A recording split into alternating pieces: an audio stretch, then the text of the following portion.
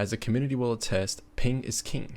Connection is the most critical and heavily weighted factor in the matchmaking process. Matchmaking application 120 that has scoring engine 122, which is basically skill-based matchmaking that is so strong that it may even ignore the latency variable when looking for a match. And lo and behold, look at our ping compared to these guys on the other team.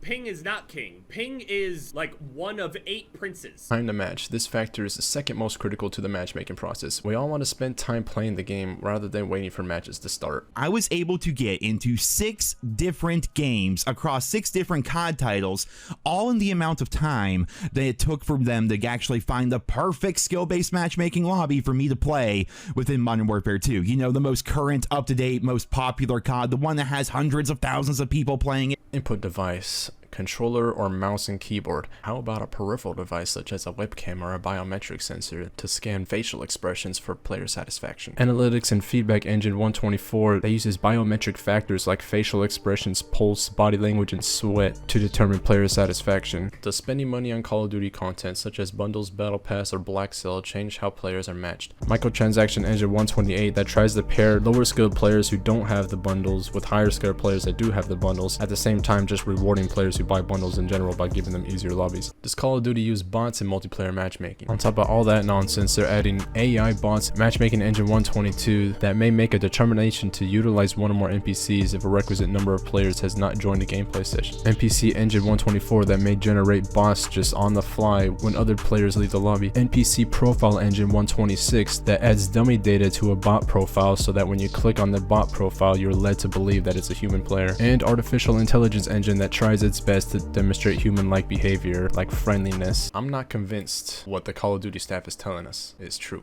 What's going on, everyone? Thanks for tuning in. It's your host TridTV. Come back to another video here, and today I'm going to be showing you guys the Call of Duty staff's explanation on skill-based matchmaking in Call of Duty. First of all, I want to say thank you guys so much for all the support on my last video. It's currently at 122,000 views and over 5,000 likes, which is just absolutely insane to me. So thank you guys so much for that.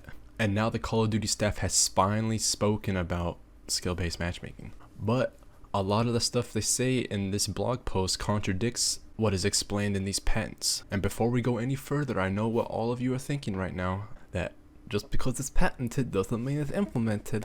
I totally understand that. And I knew that before going into the patents, before I even read them. But let me show you guys the pinned comment in my last video.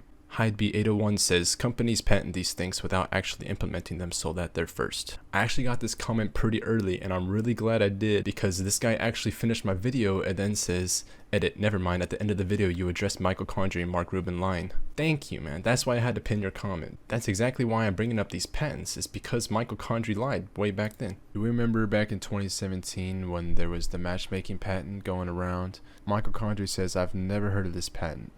And I find that hard to believe, considering this AI bot patent that he worked on in 2020 contains most of that matchmaking information from the patent in 2017. And it goes over lots of things that people have suspected Activision of doing over the course of the past couple of years. Also, considering that is the only time Michael Condrey has uttered the word patent on Twitter. And when you go to that post, everyone's calling him a liar. Well, I think if it wasn't in World War II, it's definitely in Call of Duty now. And all of a sudden, 7 years later, they're saying that skill-based matchmaking's been in the game since COD 4. So how is it that Michael Condrey says skill-based matchmaking wasn't in the game during COD World War II, but then this blog post is saying that it has been in the game since COD 4?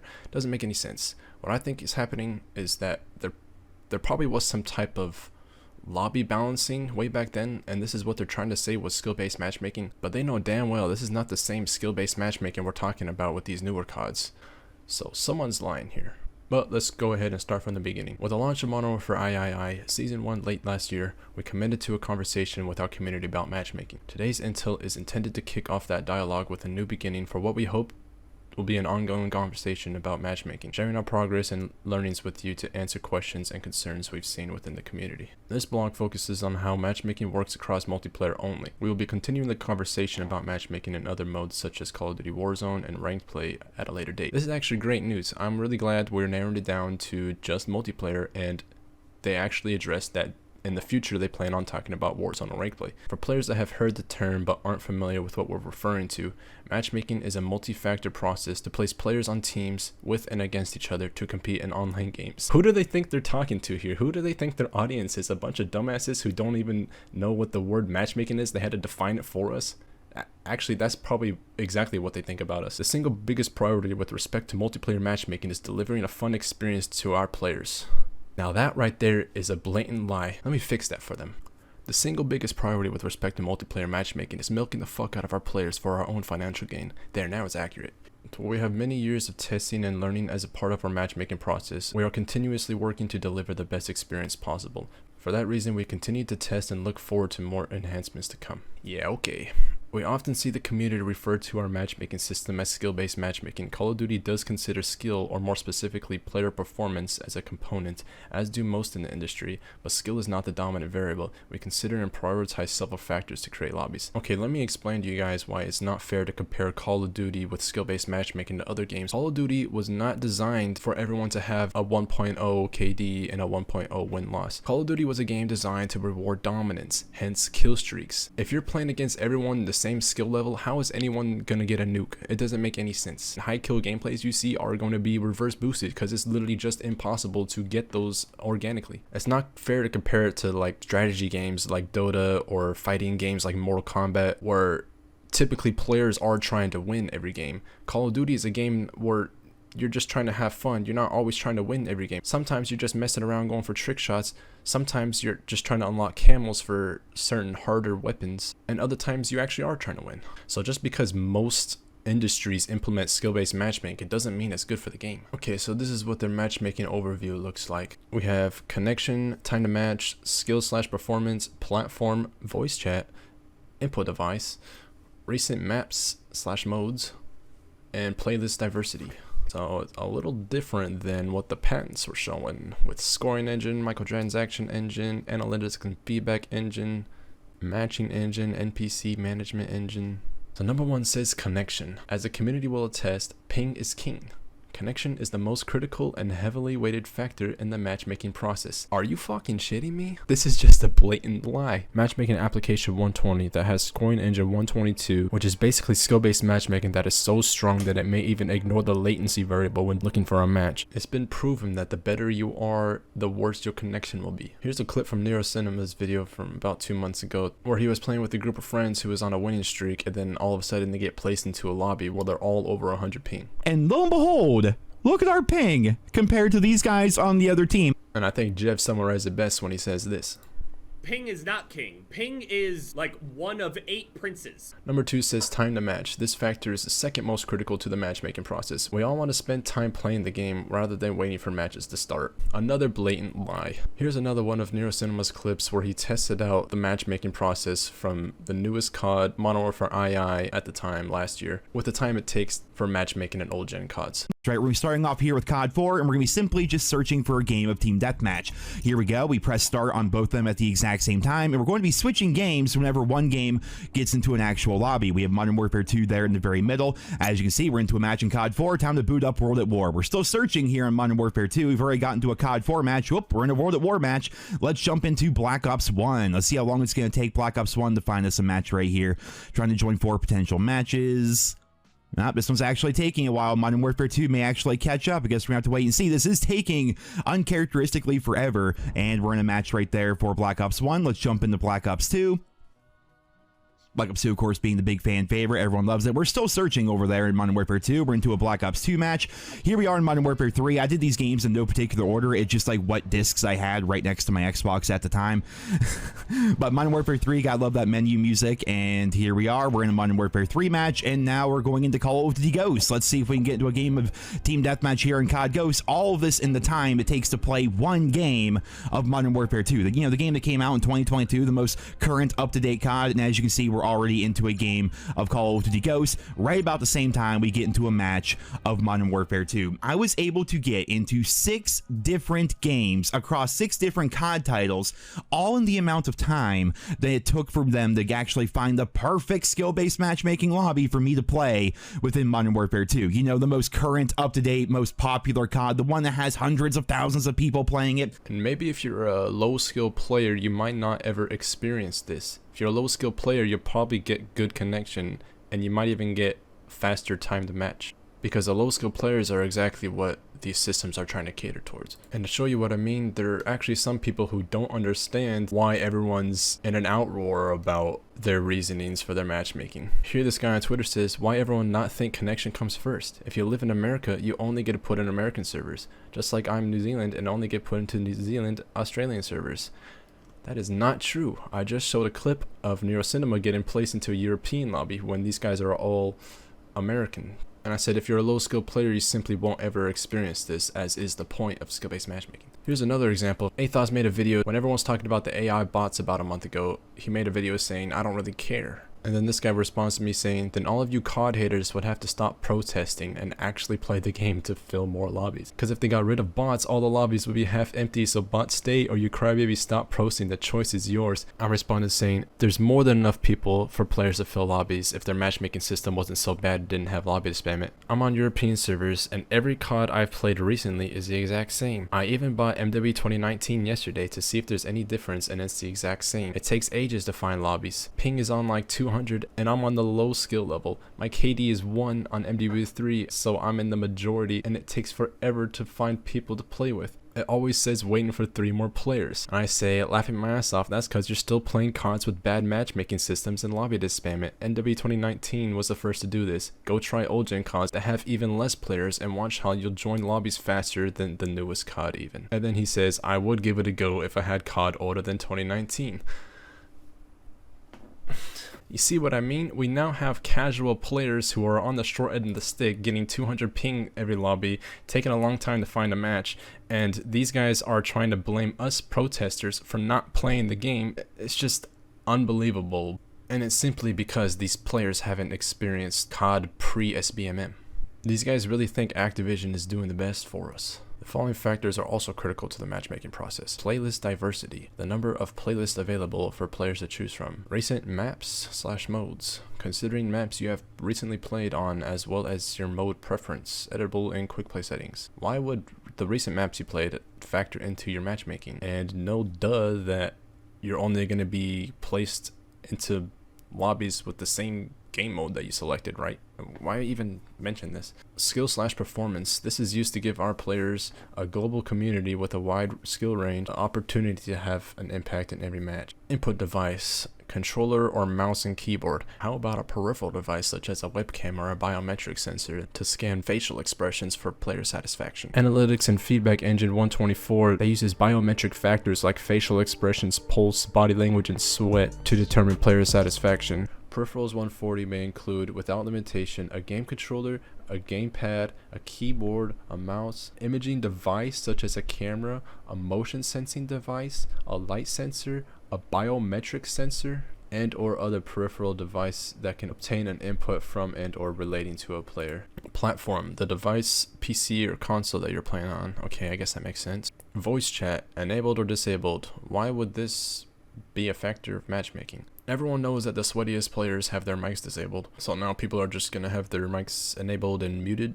It's not like anyone talks in the games anymore anyways, because people are getting banned from saying no words. Every time a player begins matchmaking in multiplayer, for example, the process needs to work through all these factors to find other players, all of which are also being analyzed to quickly assemble a lobby that is stable and competitive. These factors have resulted in a process that we believe provides the best player experience and creates a stronger community for Call of Duty worldwide. Well, you guys are failing miserably at that. Measuring connection for matchmaking. Whether you're playing for fun or looking for friends to climb the leaderboards, connection is the most important part of Call of Duty experience. Connection dictates the speed at which the game can transfer information from every player to and from our servers. Call of Duty's matchmaking process evaluates a metric we call delta ping, which is the difference in round trip time of the data between your best data center almost always the one closest to you, and the data center to which your lobby has been placed, based on all players in a lobby. To reiterate, always try to maximize the times we place players in data centers that are closest to them.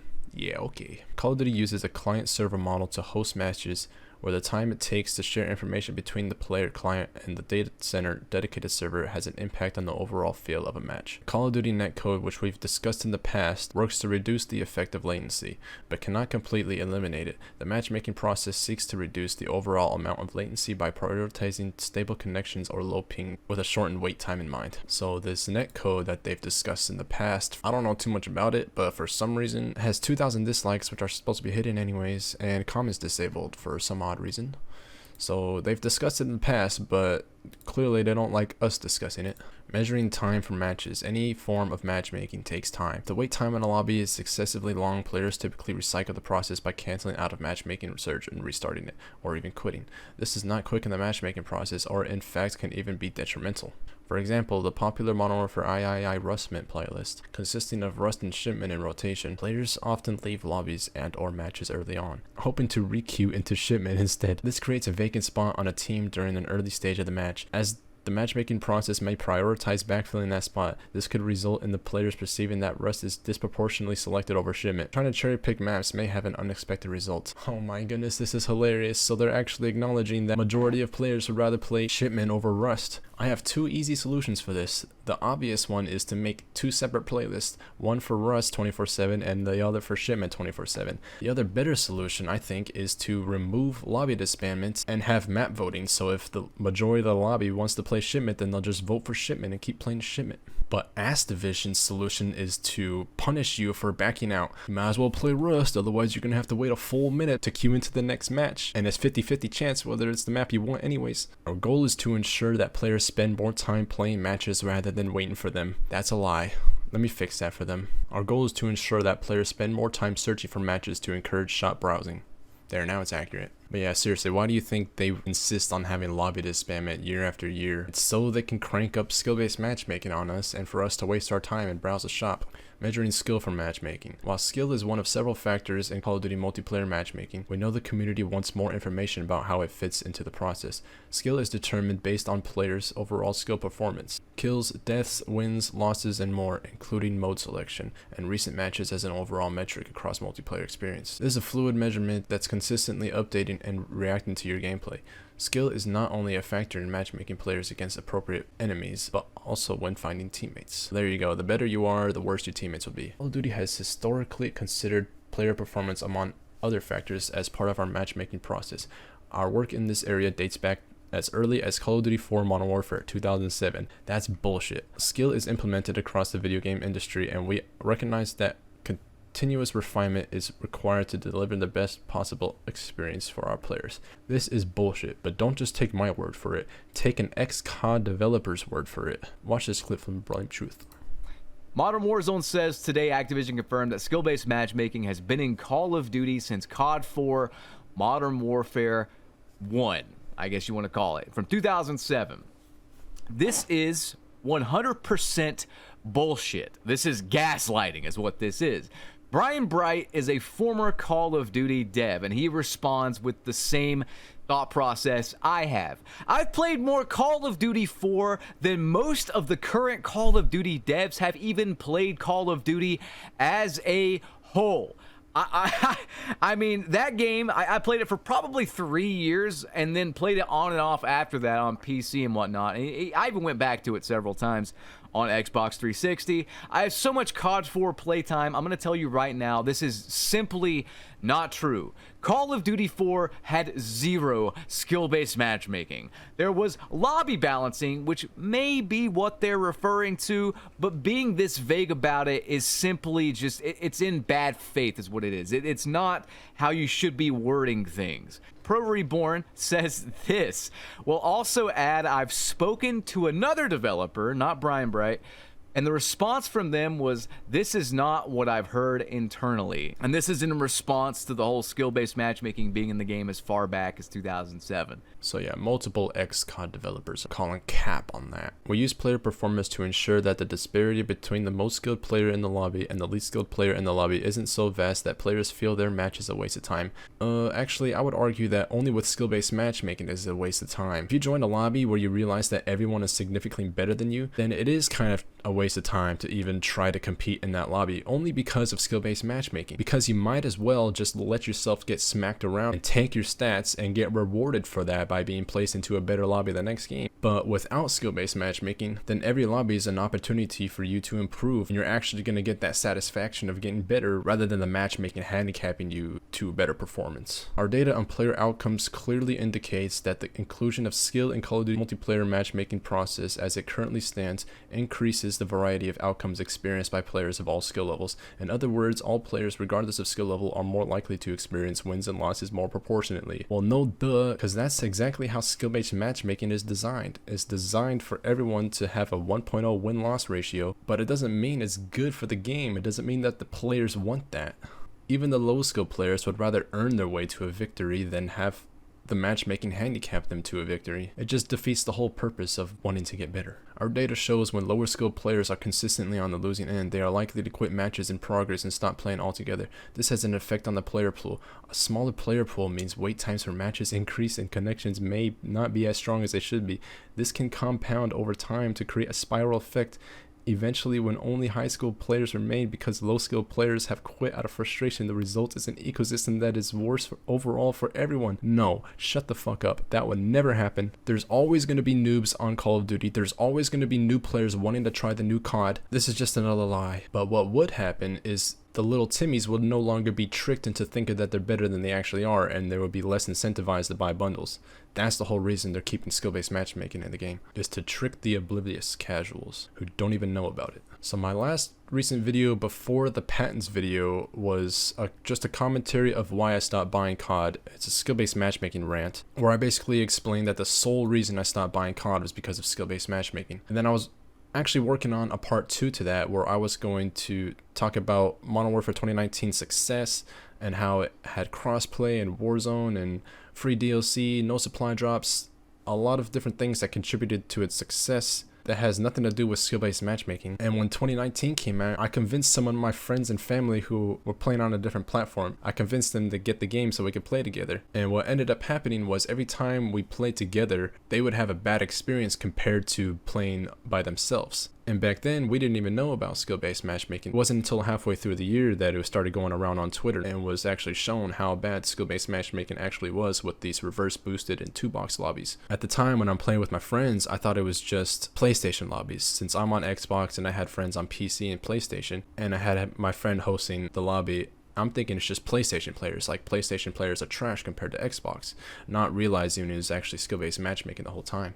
And what ended up happening was when I played with my friends, they complained about how sweaty the lobby is, while I'm thinking it's a good lobby. And then after a couple of games in a row, they just want to play solo because they say they have better games playing solo. Neither of us realizing that it was because of skill-based matchmaking at the time. And then about halfway through the year, we realized how bad skill-based matchmaking actually was. They stopped playing the game. They didn't buy next year's COD.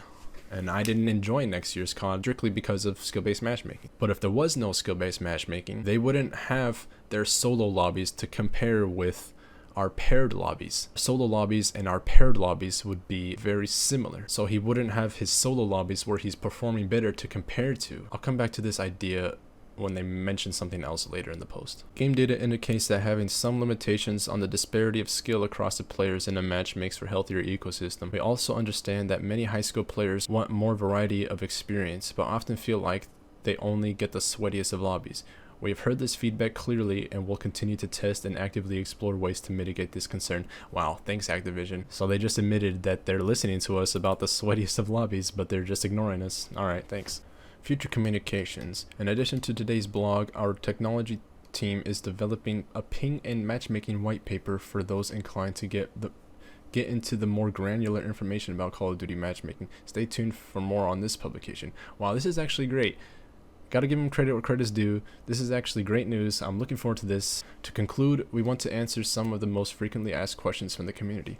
Okay, so that's about how much I expected them to say about skill-based matchmaking, and so all of these community questions actually surprised me that they acknowledge this stuff. Does Call of Duty consider player engagement, playtime as a factor in matchmaking? We do not consider how often or how much you play when determining matchmaking. Notice how they don't necessarily deny it, they just say we do not consider how often or how much you play when determining matchmaking. But they definitely consider player engagement, and they already told us that they are observing when players leave matches. They definitely consider player engagement as a factor, and they already told us that they observe when players quit the lobby. And it says here in their patent that examples of quality factors include, without limitation, a player quitting a match or gameplay session while other players are still playing, indicating dissatisfaction. Duration of game session, a longer duration may indicate greater satisfaction. Maybe not how often or how much you play, but how long you stay in matches. Yeah. Does the Call of Duty matchmaking process impact any in-game elements such as hit registration, player visibility, aim assist, damage, etc.? No. A matchmaking process does not impact gameplay elements. Okay, so they're straight up denying this, which I would be surprised if this was actually happening in the game. I don't really play too much of the new CODs anymore, so I can't say that I've experienced this, except for the new COD beta. I feel like some matches, they just completely turned off my aim assist. I felt like I was going crazy. Like I would even turn off the aim assist and turn it up to focusing, and it felt the same throughout that match. And then other matches, it was working normally. I felt like I was going crazy, but when I brought this up to other people, they said they felt the same thing sometimes. So who knows, maybe the beta was just buggy, or maybe they're just lying and this patent shows exactly how it is, which Exclusive Ace likes to say is no longer credible because it's been abandoned. Now, I do want to mention people often like pointing to patents that are held by Activision, and in this case, there was a patent filed by the Skylanders team that mentioned altering in-game elements. And this is what kicked off all of these theories about this being in Call of Duty. A big thing to point out, though, is the existence of a patent is absolutely not proof of implementation. In fact, if you do just a little bit of research into patents and how they work, the vast majority of patents go unused. And this right here is a great example. People had these theories based on this patent that existed and that was held by Activision, and they were 100% convinced that this patent was active in Call of Duty. However, when you go back to that patent, you'll see that it's actually been abandoned. Okay, but let me show you something here. So here is the patent he was talking about that was abandoned in 2017. System and method for driving microtransactions in multiplayer video games. But then it was reiterated in 2019 and has been active since December of 2020. It's by the same people and has pretty much the same content. And it's called System and Methods for Dynamically Weighing Match Variables to Better Tune Player Matches. I'm not sure who these guys are. Exclusive Ace says they're the Skylanders team, but early in the summary of the invention, it says that aspects of the invention may be associated with first-person shooter games. And in my last video, I went over multiple active Activision patents, and the only ones I could find that were abandoned were in 2017. Was that one talking about microtransactions and skill-based matchmaking, and this other one also in 2017 talking about skill-based hit detection. And just like how this one was reiterated in 2019, this other one that was abandoned in 2017 also has a second version. It's the exact same abstract, the exact same 15 images. They're both filed on September 27th, 2017. The one that was abandoned was active in 2019, and the one that is still going was active since 2021. So I think this needs some clarification.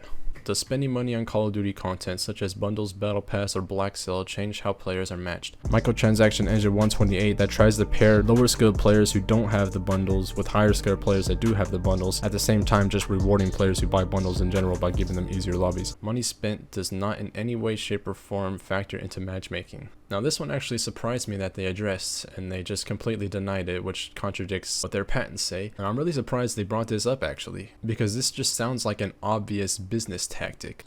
Like if they're not doing this, they're kind of dumb for not doing it. But I think they're smarter than that. I think this blog post is just what the players want to hear. And I've never bought a bundle, so I can't say that I've experienced this. But as a non-bundle buyer, I've definitely been put up against other players with bundles. I've had many other players confirm to me that when they buy bundles, that their matches are better. But I don't know, man. Whatever you say. Does Call of Duty use bots in multiplayer matchmaking? On top of all that nonsense, they're adding AI bots, matchmaking engine 122, that may make a determination to utilize one or more NPCs if a requisite number of players has not joined a gameplay session. NPC engine 124 that may generate bots just on the fly when other players leave the lobby. NPC profile engine 126 that adds dummy data to a bot profile so that when you click on the bot profile, you're led to believe that it's a human player. And artificial intelligence engine that tries its best to demonstrate human-like behavior, like friendliness. Call of Duty multiplayer does not use bots as part of the general matchmaking process. If this changes in the future, we will inform the community. Wow, I'm very surprised they actually addressed this. Notice how this one doesn't deny it. It doesn't say no. It just says does not use bots as the general matchmaking process. What does that mean? General matchmaking process? Is there multiple kinds of matchmaking processes? Is there like a unique matchmaking process? Maybe do they run tests that is not part of their general matchmaking process? Actually, if you scroll down, you see that we have run tests over the years to determine if removing skill as a consideration for matchmaking makes sense. And they also say that they purposely do not disclose when they run these tests. So maybe it's not part of the matchmaking process, but maybe they can spawn in bots just on the fly. And it sounds like they plan on implementing them in the future. Do partners or content creators get special consideration in general matchmaking? No, we do not change the matchmaking process based on who owns the account. In specific cases, such as for events like Call of Duty Next, we may be required to customize how lobbies are formed. However, these events usually take place in private matches and do not impact general matchmaking. So this is what people are talking about when they talk about whitelists. And there is even a leak of a COD developer admitting to a whitelist. But no, that Phoenix guy is or was an actual dev, and he let leak something he was not supposed to let leak. This is something that has been rumored to be in the game for a long time. Just listen to this. I recorded it off Twitter from his stream. People think you're probably fucking cheating. And so they report, yeah. It's whatever. 50 seconds remain. I mean, I'm wasted, so it can't happen in me. Yeah. Spam reporting doesn't get you put in if you're whitelisted. Oh. So maybe they don't get special consideration in the matchmaking, but they get special consideration when getting reported.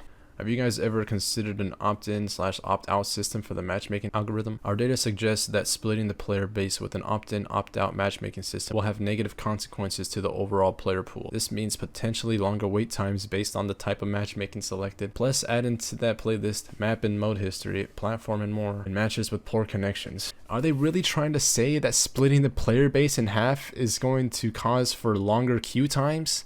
Really? When back in the day the player base was split in 3 because there was no crossplay, and it was still faster to get into a match. Original point still stands about the time to match. We have been screaming at them for years that opt-in should be ranked, opt-out should be pubs, as simple as fucking that. But I guess they hate us. Have you ever tested removing skill as a consideration for matchmaking? We have run tests over the years to determine if removing skill as a consideration for matchmaking makes sense. They have? We will continue to launch these tests periodically. To date, the data remains consistent with what we detail above. Players tend to quit matches or stop playing if they're getting blown out, resulting in a negative overall experience for players in the lobby and the general player population. We purposely do not disclose when these tests occur because it may impact feedback or the data we see during these tests. Okay, let me explain to you guys why this is a flawed experiment. Okay, they need to disclose when they do this, obviously. It's like playing the slot machines knowing it's rigged, but you still play it knowing it'll give you at least a few hits every so often. Now people play a game they think is already rigged when they expect SBMM to help and it doesn't. It's just a flawed experiment. This is what I'm saying when my friends fell out of COD in 2019. Once they realized how bad skill-based matchmaking was, they didn't want to play it anymore. They bought it so we could play together, but when they play together, they don't perform as good as when they play solo. Their only protected bracket is when they play solo. Just like these experiments, the players are going to think, I was doing fine yesterday, why am I doing so poorly today? Even though I'm playing just as good as I played yesterday.